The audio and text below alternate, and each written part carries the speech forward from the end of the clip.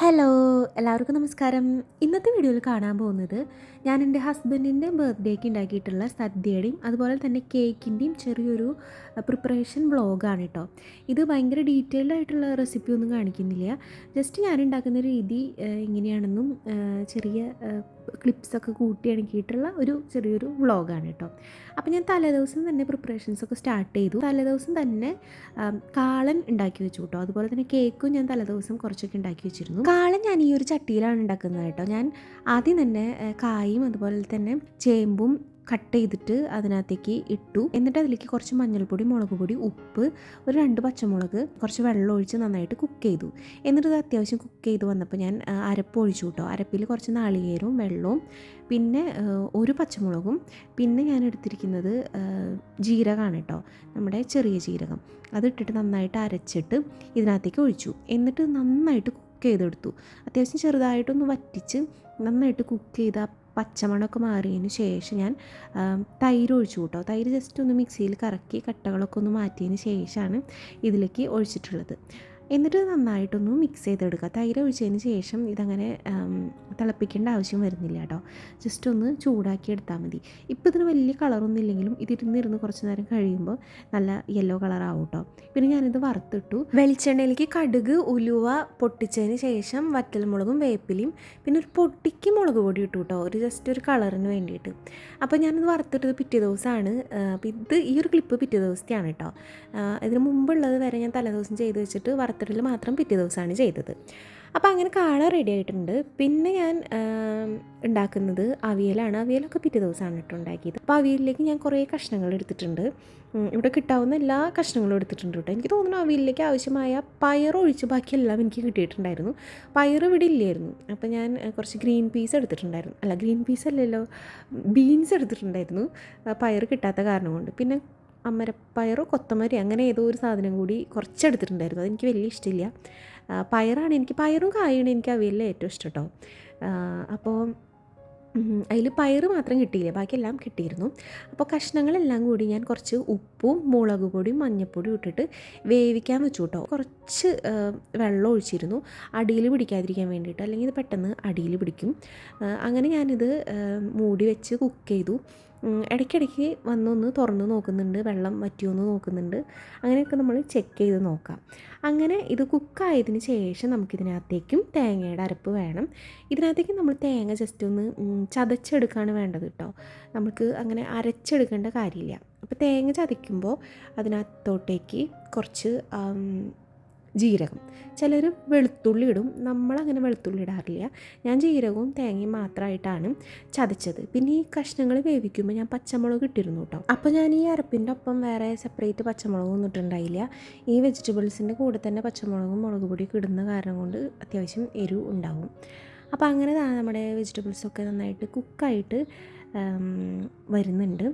എന്നിട്ട് ഞാനിത് ഇതിനകത്തോട്ടേക്ക് തേങ്ങയും ജീരകവും കൂടിയിട്ടുള്ള ജസ്റ്റ് ഒന്ന് ചതച്ച് മിക്സിയിൽ ജസ്റ്റ് ഒന്ന് ഒതുക്കി എടുത്തിട്ടുള്ളൂ കേട്ടോ.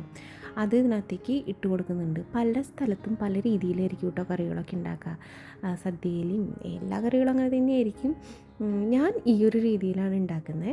പിന്നെ നിങ്ങൾ സദ്യയൊക്കെ ഉണ്ടാക്കുന്നവരാണെങ്കിൽ ജസ്റ്റ് ഒന്ന് കമൻറ്റ് ചെയ്യണേ, നിങ്ങളുടെ കറികളൊക്കെ ഇതുപോലെ തന്നെയാണോ ഉണ്ടാക്കാറെന്നുള്ളത്.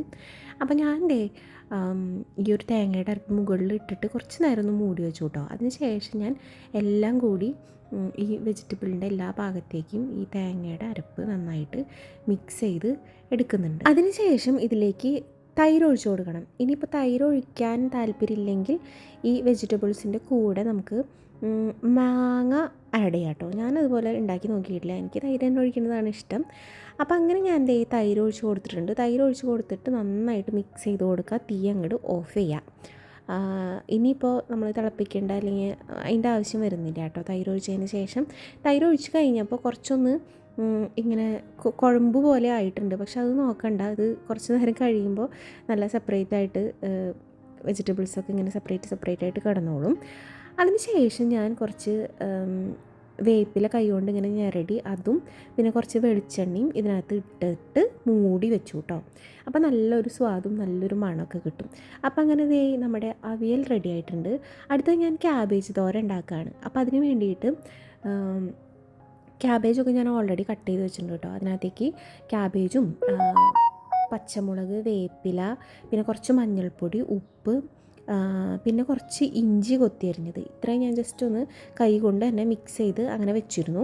എന്നിട്ട് നമ്മൾ പാൻ എടുത്തിട്ട് അതിലേക്ക് കടുക് പൊട്ടിച്ചിട്ട് ഈ ഒരു മിക്സ് നമ്മൾ ഇട്ട് കൊടുക്കുക. പിന്നെ കുറച്ച് തേങ്ങ ചിരകിയതും കൂടി ഇട്ട് കൊടുക്കുക കേട്ടോ.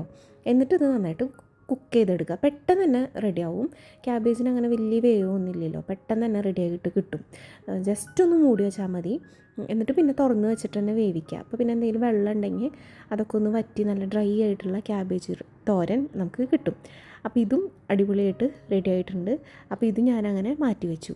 ഇനി ഞാൻ പായസം ഉണ്ടാക്കാൻ പോവാണ്. അപ്പോൾ ഇന്ന് ഞാൻ ഉണ്ടാക്കുന്നത് അടപ്രഥമനാണ് കേട്ടോ. അപ്പോൾ അതിന് വേണ്ടിയിട്ട് ഞാൻ 2 ടൈപ്പ് അട എടുത്തിരുന്നു. ആദ്യം ഞാൻ ഈ ഒരു വലിയ അടയാണ് കുക്ക് ചെയ്യാൻ വെച്ചിരിക്കുന്നത് കേട്ടോ. എനിക്കൊരു അബദ്ധം പറ്റി. വെള്ളം തിളച്ചിട്ട് അടയിടേണ്ട കാര്യമുള്ളൂ. ഞാൻ വെള്ളത്തിൻ്റെ ഒപ്പം തന്നെ അടയിട്ടു. അപ്പോൾ അതുകൊണ്ട് അടയൊക്കെ കുറച്ചൊന്ന് ഒട്ടിപ്പിടിച്ച് പാത്രത്തിലൊക്കെ ഇങ്ങനെ ഒട്ടിപ്പിടിച്ചിരിക്കുന്ന അങ്ങനത്തെ ഒരു പരുവത്തിലാണ് വന്നത് കേട്ടോ. പിന്നെ ഞാൻ കുറച്ചും കൂടി ചെറിയ അടയിട്ടു. ഈ അടയിട്ടപ്പോൾ എനിക്കത് തികയില്ല എന്ന് തോന്നി. അപ്പോൾ ഞാൻ ഇത് വെന്ത് ഒരുവിധമായി കഴിഞ്ഞപ്പോൾ ഞാൻ ഇതിൽ കാണുന്ന ഈ ഒരു കുഞ്ഞേ അടേനയും കൂടി ഇട്ട് വേവിച്ചു കേട്ടോ. അങ്ങനെ അടേനെ വേവിച്ച് ഒരു അരിപ്പയിലേക്ക് ഊറ്റിയിട്ട് നല്ല പച്ചവെള്ളം വെച്ച് അത് കഴുകി, അല്ലെങ്കിൽ അട കട്ട പിടിക്കും. അപ്പോൾ അങ്ങനെ ഞാൻ അട മാറ്റി വെച്ചു. അതിന് ശേഷം ഞാൻ ഇതുപോലെ ശർക്കരപ്പാനി ഉണ്ടാക്കി വെച്ചിരുന്നു കേട്ടോ. എന്നിട്ട് ഈ ശർക്കരപ്പാനിയിലേക്ക് നമ്മൾ വേവിച്ച് വെച്ച അടേനെ ഇട്ട് നന്നായിട്ട് എന്താ പറയുക വറ്റിച്ചെടുക്കണം. അടേനെ നന്നായിട്ട് ഓൾറെഡി വേവിക്കണം കേട്ടോ. ശർക്കരപ്പാനിയിൽ കിടന്നു കഴിഞ്ഞാൽ അട പിന്നെ വേവില്ല. അതെല്ലാ പായസത്തിലും അങ്ങനെ തന്നെയാണ്. ശർക്കര ഒഴിച്ച് കഴിഞ്ഞാൽ പിന്നെ അടയാണെങ്കിലും ഗോതമ്പാണെങ്കിലും പരിപ്പാണെങ്കിലും പിന്നെ വേവില്ല കേട്ടോ. നമ്മൾ ഓൾറെഡി വേവിച്ച് വെച്ചിട്ടുണ്ടെങ്കിലാണ് സംഭവം ശരിയാവുള്ളൂ. അപ്പോൾ ഈ അട ഇനി ഈ ശർക്കരയിൽ കിടന്നിട്ട് നന്നായിട്ട് വറ്റല്ല, നന്നായിട്ട് പിടിക്കണം ശർക്കര അതിനകത്തേക്ക്. എന്നാൽ മാത്രമാണ് ടേസ്റ്റ് കിട്ടുള്ളൂ കേട്ടോ. ഇതുപോലെ കണ്ടോ, ശർക്കരയും അടയും കൂടി ഇങ്ങനെ ഒന്നാവണം.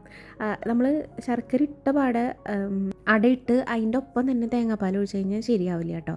ശർക്കര അടയും കൂടെ നല്ലൊരു മിക്സായിട്ട് അങ്ങനെ ഒരു ഇതിൽ വരണം.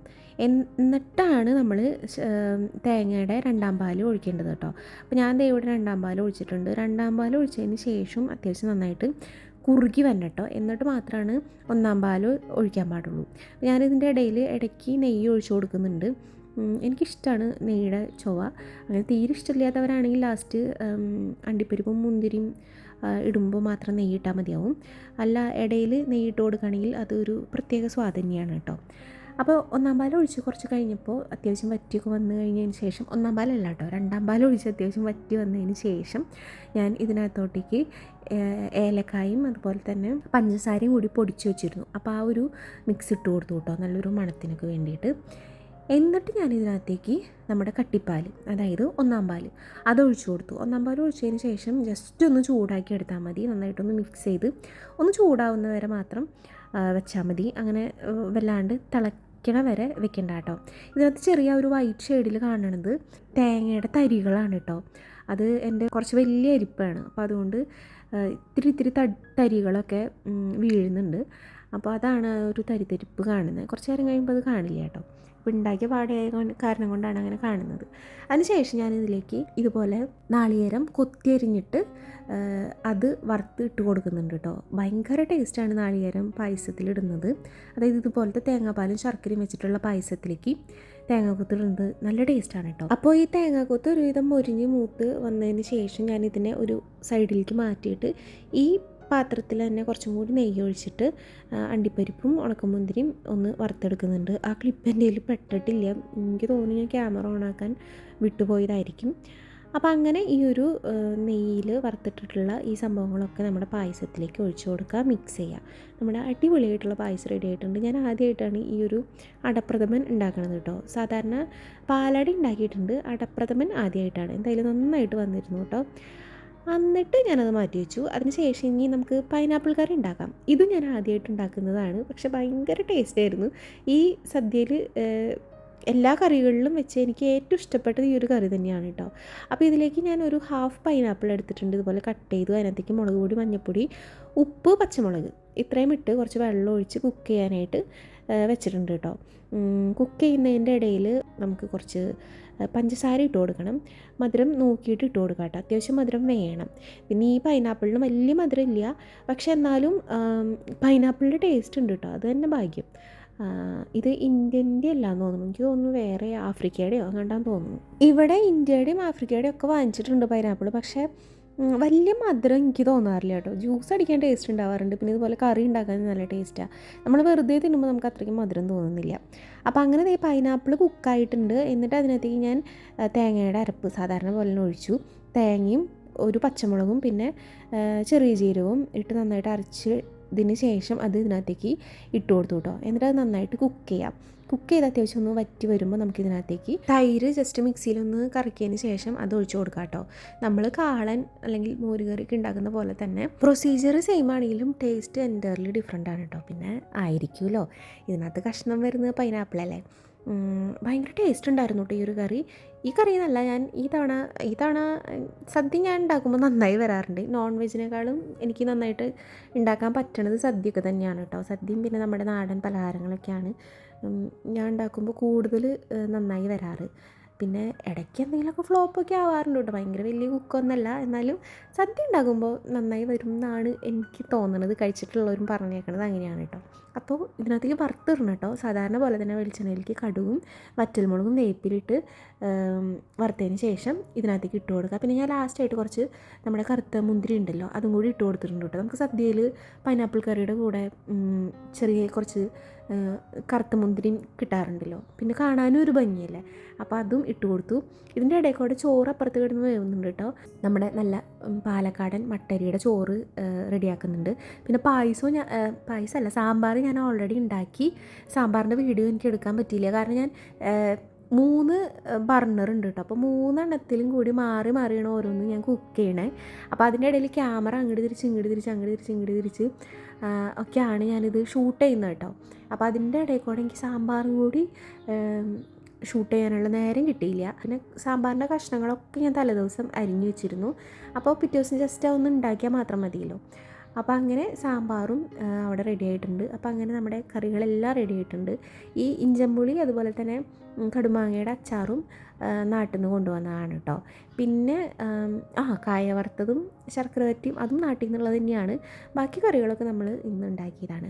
അപ്പോൾ ക്യാബേജ് ഉണ്ട്, പൈനാപ്പിൾ കറി ഉണ്ട്, അവിയലുണ്ട്, കാളനുണ്ട്, സാമ്പാറുണ്ട്, പപ്പടവും പിന്നെ പായസവും. പഴം കൂടി ഉണ്ടായിരുന്നു കേട്ടോ. അത് ഞങ്ങൾ പക്ഷേ സദ്യ കഴിച്ചതിന് ശേഷമാണ് പഴം എടുത്തില്ലല്ലോ എന്ന് ഓർത്തത്. നമ്മുടെ പായസത്തിൻ്റെ കൂടെ പഴം കൂടി കൂട്ടി കഴിക്കാനായിട്ട് ഭയങ്കര ടേസ്റ്റ് അല്ലേ. അപ്പം അങ്ങനെ നമ്മുടെ അടിപൊളി സദ്യ റെഡി ആയിട്ടുണ്ട്. നല്ല ടേസ്റ്റ് ഉണ്ടായിരുന്നു. കുറേ നാളിന് ശേഷം ഭയങ്കര സാറ്റിസ്ഫാക്ഷൻ കിട്ടിയൊരു സദ്യയായിരുന്നു കേട്ടോ. നിങ്ങൾക്ക് സദ്യയിൽ ഏറ്റവും ഇഷ്ടമുള്ള കറി ഏതാണെന്ന് ജസ്റ്റ് ഒന്ന് കമൻറ്റ് ചെയ്യണേ. എനിക്ക് കാളനും അവിയലാണ് ഇഷ്ടം കേട്ടോ. പക്ഷേ ഈ സദ്യയിൽ എനിക്ക് ഏറ്റവും ഇഷ്ടപ്പെട്ടത് പൈനാപ്പിൾ കറിയായിരുന്നു. പൈനാപ്പിൾ കറി എനിക്ക് ഒട്ടും ഇഷ്ടമില്ലായിരുന്നു. എനിക്ക് മധുരക്കറികൾ അങ്ങനെ പൊതുവേ ഇഷ്ടമല്ല. മധുരം കറിയിൽ വരുന്നത് എനിക്ക് ഇഷ്ടമില്ല കേട്ടോ. പക്ഷേ ഇത് അടിപൊളിയായിരുന്നു. എല്ലാം അടിപൊളി തന്നെയായിരുന്നു. ഞാൻ ഉണ്ടാക്കി തന്നെ ഞാൻ തന്നെ പൊക്കി പറയാം. എന്തായാലും അങ്ങനെ സദ്യയുടെ പരിപാടിയൊക്കെ കഴിഞ്ഞു കേട്ടോ. ഇനി ഞാൻ കേക്കിൻ്റെ പ്രിപ്പറേഷൻ കാണിച്ചു തരാം. അപ്പോൾ ഞാൻ ചോക്ലേറ്റ് കേക്കാണ് ഈ തവണ ഉണ്ടാക്കുന്നത്.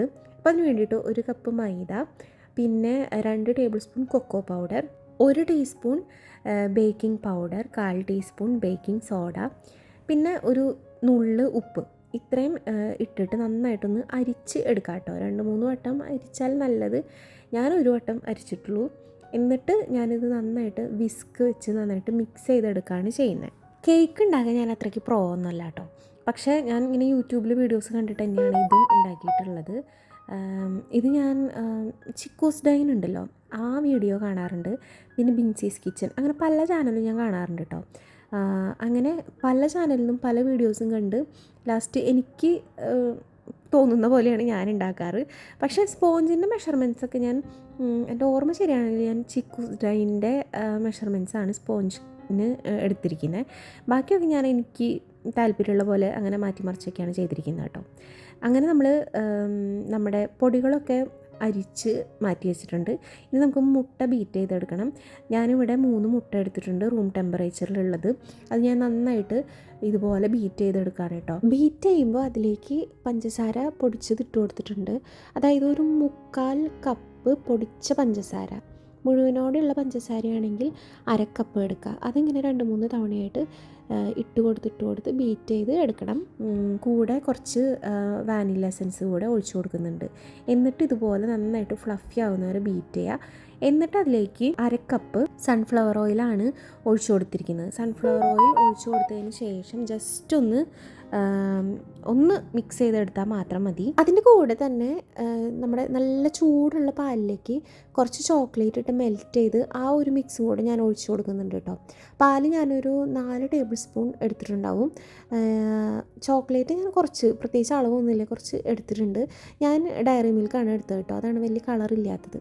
അങ്ങനെ അതും കൂടി ഒഴിച്ച് നന്നായിട്ട് മിക്സ് ചെയ്തതിന് ശേഷം നമുക്ക് പൊടി കുറച്ചായിട്ട് ഇട്ട് കൊടുത്തിട്ട് നന്നായിട്ട് മിക്സ് ചെയ്തെടുക്കുക. ഓവറായിട്ട് മിക്സ് ചെയ്യരുത്. പതുക്കെ ഇതുപോലെ ഫോൾഡ് ചെയ്തെടുക്കുകയാണ് വേണ്ടത്. അതിന് ശേഷം മിക്സിംഗ് ഒക്കെ കഴിഞ്ഞതിന് ശേഷം ഞാൻ ഇതിലേക്ക് ഒരു ലേശം, അതായത് ഏകദേശം ഒരു 1/2 ടീസ്പൂണൊക്കെ ഉണ്ടാവും വിനാഗിരി ഒഴിച്ച് കൊടുക്കുന്നുണ്ട് കേട്ടോ. കേക്ക് നന്നായിട്ട് സോഫ്റ്റായിട്ട് വരാൻ വേണ്ടിയിട്ടാണ് അങ്ങനെ ചെയ്തിരിക്കുന്നത്. എന്നിട്ട് ഞാനിതൊരു 7 ഇഞ്ചിൻ്റെ പാനിലേക്ക് ഒഴിച്ച് കൊടുക്കുന്നുണ്ട്. ബട്ടർ പേപ്പർ ലൈൻ ചെയ്തിട്ടുണ്ട് കേട്ടോ. സൈഡിലും താഴെയൊക്കെ ആയിട്ട് ബട്ടർ പേപ്പർ ഇട്ട് കൊടുത്തിട്ടുണ്ട്. ബട്ടർ പേപ്പറിൻ്റെ മീതെ കുറച്ച് ഓയിലും കൂടി ബ്രഷ് ചെയ്ത് കൊടുത്തിട്ടുണ്ട്. എന്നിട്ട് ഈ ബാറ്റർ ഫുള്ളായിട്ട് ഇതിനകത്തേക്ക് ഒഴിച്ചതിന് ശേഷം നന്നായിട്ടൊന്ന് ടാപ്പ് ചെയ്ത് കൊടുക്കുക. അതിന് ശേഷം ഞാനിത് സ്റ്റൗ ടോപ്പിലാണ് ബേക്ക് ചെയ്തെടുക്കുന്നത്. ഇതുപോലൊരു പാത്രത്തിൻ്റെ ഉള്ളിൽ വെച്ചിട്ടാണ് ഞാൻ ബേക്ക് ചെയ്യുന്നത് കേട്ടോ. ഒരു 40 മിനിറ്റിൽ തന്നെ എനിക്കിത് റെഡിയായിട്ട് കിട്ടിയിട്ടുണ്ട്. അപ്പോൾ കേക്ക് നല്ല സോഫ്റ്റായിട്ട് നല്ല രീതിക്ക് തന്നെ കേക്ക് വന്നിരുന്നു കേട്ടോ. കണ്ടോ, നല്ല സോഫ്റ്റാണ്. ഇനി ഞാനിതിനെ 3 ലെയറായിട്ട് കട്ട് ചെയ്യുന്നുണ്ട് കേട്ടോ. അപ്പോൾ ഈ 3 ലെയറായിട്ട് കട്ട് ചെയ്തിട്ട് ഞാനിതിലേക്ക് ഷുഗർ സിറപ്പ് ആഡ് ചെയ്ത് കൊടുക്കുകയാണ് ചെയ്യുന്നത്. ഷുഗർ സിറപ്പ് അതൊന്നും ഞാൻ പ്രത്യേകിച്ച് അളവ് നോക്കിയിട്ടില്ല കേട്ടോ. ഞാൻ പറഞ്ഞോളൂ, ഞാൻ ഈ സ്പോഞ്ച് മാത്രമാണ് പ്രത്യേകിച്ച് അളവ് നോക്കി ചെയ്തിരിക്കുന്നത്. ബാക്കിയൊന്നും ഞാൻ പ്രത്യേകിച്ച് അളവൊന്നും നോക്കിയിട്ടില്ല. പിന്നെ ഞാനിതിലേക്ക് നമുക്ക് ക്രീം വേണമല്ലോ. അപ്പോൾ അതിന് വേണ്ടിയിട്ട് ഞാനിവിടെ കുറച്ച് ക്രീം എടുത്തിട്ടുണ്ട്. ക്രീമിലേക്ക് ഞാൻ നോക്കിയപ്പോൾ വാനിലയുടെ ഫ്ലേവർ അങ്ങോട്ട് കിട്ടുന്നില്ല. അപ്പോൾ ഞാൻ കുറച്ച് വാനില എസൻസ് ഒഴിച്ചു കേട്ടോ. പിന്നെ മധുരം അത്യാവശ്യത്തിന് ഉണ്ടായിരുന്നു. അപ്പോൾ ഞാൻ വേറെ ഷുഗർ ഇട്ട് കൊടുത്തിട്ടില്ല.